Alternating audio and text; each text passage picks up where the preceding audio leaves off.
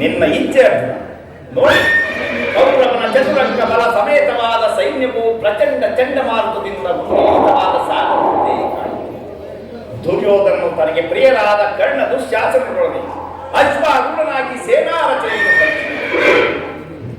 ಅವನ ಹಿಂದೆ ಸಿಂಧು ರಾಜ ಶಕುನಿ ಜಯದ್ರಥನ ಬಲಗಡೆ ಒಂದೇ ವಿಧವಾದ ಚತುರಶ್ವ ರಥಗಳಲ್ಲಿ ಕುಳಿತಿರುವವನೇ ಕೌರವರ ಸೇನಾಧಿಪತಿ.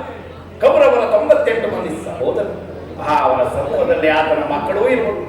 ಅವರ ರಕ್ಷಣೆಗಾಗಿ ಧನುರ್ಧಾರಿಯಾದ ದ್ರೋಣನು ಸ್ವಲ್ಪ ಮುಂದೆ ನಿಂತರು. ದ್ರೋಣನ ಪಾರ್ಶ್ವದಲ್ಲಿ ಬಲಕಲಧಾರಿಯಾಗಿ ಗಣಮುದ್ರೆಯಿಂದ ನಮ್ಮ ಕಡೆ ನೋಡುತ್ತಿರುವವನೇ ಅಶ್ವತ್ಥಾಮನು. ಇತ್ತ ನೋಡುತ್ತಾ ಅಷ್ಟಾಶ್ರುತರೋ ಶೋಭಿತ ರಥದಲ್ಲಿ ಶ್ವೇತವಸನಧಾರಿಯಾಗಿ ಕುಳಿತಿರುವ ಆ ಮಹಾಪುರುಷರೇ ಕೌರವರ ಸೇನಾಧಿಪತಿ ಭೀಷ್ಮ. ನರಗೂದಲಿನಿಂದ ತುಂಬಿದ ಆತನ ಮಸ್ತಕದಲ್ಲಿ ವಜ್ರ ಖಚಿತವಾದ ಅಧಿಕಾರವನ್ನು ಬೆಳಗುತ್ತಿರುವುದು. ಆತನು ನಿಮ್ಮ ಪಿತಾಮಹನು ಭರತ ವಂಶದ ಕೀರ್ತಿ ಜ್ಯೋತಿ.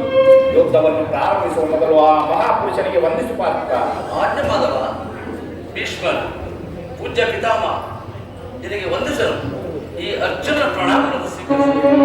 ವಾಸುದೇವ, ನನ್ನ ಜೀವನದಲ್ಲಿ ಎಂತಹ ಪವಿತ್ರವಾದ ಸಮಯ. ಈಗ ನನ್ನ ಮನಸ್ಸಿನಲ್ಲಿ ಹುಟ್ಟುತ್ತಿರುವ ಭಾವನೆಗಳಾದರೆ ಆಹಾ, ಇದು ಅರ್ಜುನನ ಪತನವೇ ಅಥವಾ ಉತ್ಥಾನವೇ ದೇವ? ಆತ್ಮ ಏನಾಯಿತು? ವಾಸುದೇವ,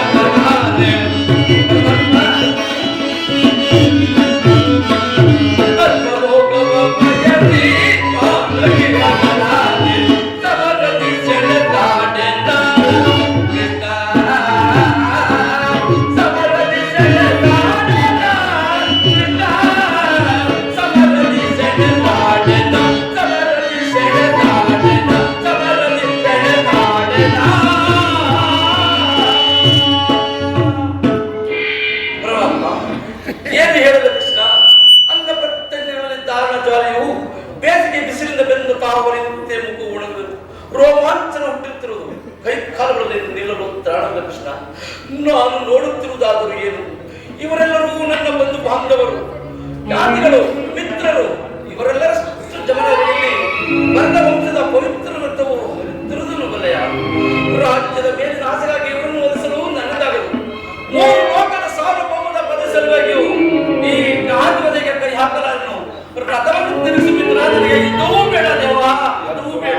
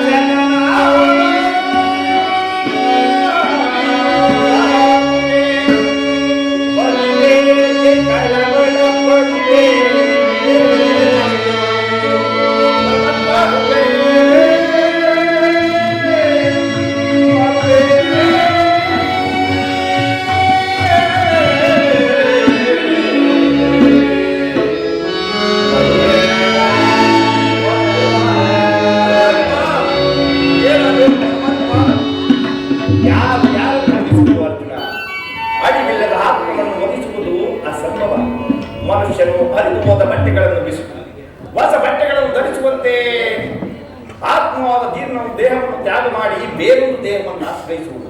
ಮರಣವು ದೇಹದ ನಾಶ, ಅವಿನಾಶಿಯಾದ ಆತ್ಮನ ಅವಸಾನವಲ್ಲ. ಈ ದೇಹಕ್ಕೆ ಬಾಲ್ಯ, ಯೌವನ, ವಾರ್ಧಕ್ಯಾದಿ ಅವಸ್ಥೆಗಳು ಪ್ರಾಪ್ತವಾಗುವಂತೆ ಮನುಷ್ಯನಿಗೆ ದೇಹಾಂತರ ಪ್ರಾಪ್ತಿಯು ಸಹಜವಾಗುವುದು. ಪಂಡಿತನಾದವರು ಅದರ ಸಲುವಾಗಿ ದುಃಖಿಸುವುದಿಲ್ಲ. ಈ ದೇಹಕ್ಕೆ ಬಾಲ್ಯ, ಯೌವನ, ವಾರ್ಧಕ್ಯಾದಿ ಅವಸ್ಥೆಗಳು ಪ್ರಾಪ್ತವಾಗದಂತೆ ಮನುಷ್ಯನಿಗೆ ದೇಹಾಂತರ ಪ್ರಾಪ್ತಿಯು ಸಹಜವಾಗುವುದು. ಅವಶ್ಯಕವಾಗಿ ಆಗಬೇಕಾದುದಕ್ಕೆ ಮೂಢನಂತೆ ಚಿಂತಿಸಿ ಫಲವಿಲ್ಲ. ಯುದ್ಧವು ನಿನ್ನ ಧರ್ಮ, ನಿನ್ನ ಧರ್ಮವನ್ನು ಪಾಲನೆ ಮಾಡುವ. ಪರಮಾತ್ಮ, ನಿನ್ನ ಅವತಾರ ದುಂದುಗಳೇನು?